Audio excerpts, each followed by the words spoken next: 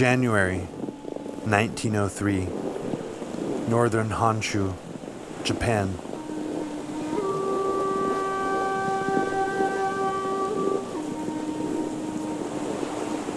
On the edge of a ridge removed from the sea lay a small wooden inn, half buried in snow. 4 hooded figures, grunting against the storm, struggled unbidden into its darkened entry. Snow swirled in around them, and the clouds of their breath were torn away.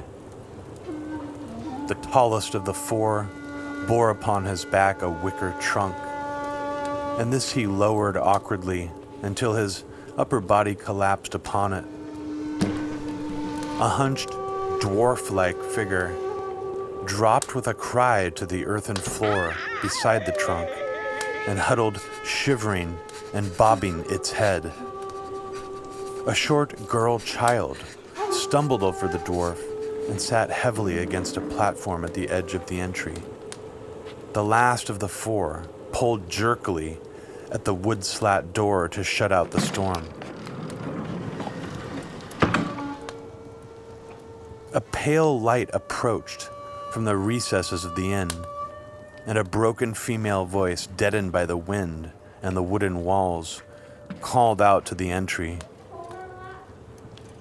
Soon a middle-aged maid appeared, holding an oil lamp before her. She shuffled hurriedly to the very edge of the wooden platform, and although barely an arm's length away, thrust the light out into the air. Shouting above the storm, the woman asked the 4 wayfarers if they had passed through the village with the pox. She bent her body forward and peered from face to face to read their answers.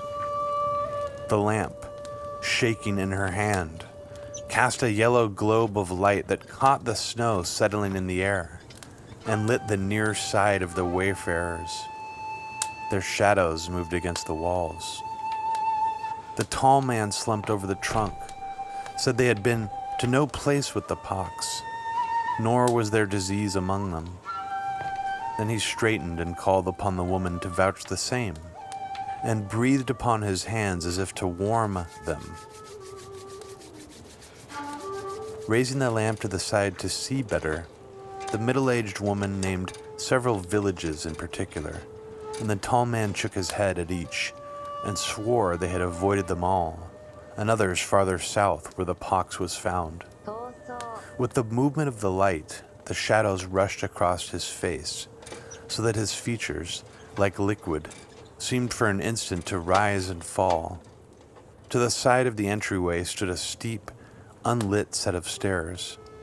Crouching in the dark at the top, a youthful apprentice to the inn looked down at the wayfarers and tried to judge their answers true or false.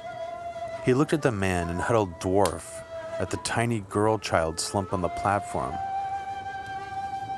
And in the moment that he looked at the last of the 4, the outer door closed against the storm, and a girl turned back into the room. The girl wore a matted fur cloak the color of a yellow dog. She tilted back her head and shook off the snow-covered hood, and the lamplight caught the bottom of her nose and parts of her eyes, and the bridge of her forehead. She put the backs of her hands to her cheeks. It occurred to the youth in the dark at the top of the staircase that none of them knew he was there. The wayfarers turned their heads suddenly and looked toward the outer door, and the youth saw that it shook violently from a gust of the storm. Snow blew in through the cracks in the wall and around the edges of the door, as snow on the floor whipped up around the wayfarers' legs. They looked toward their shadows on the door and far wall long after the gust had passed. The middle-aged maid had set the lamp down on the steps, and the girl who wore the cloak of yellow fur now moved closely over it.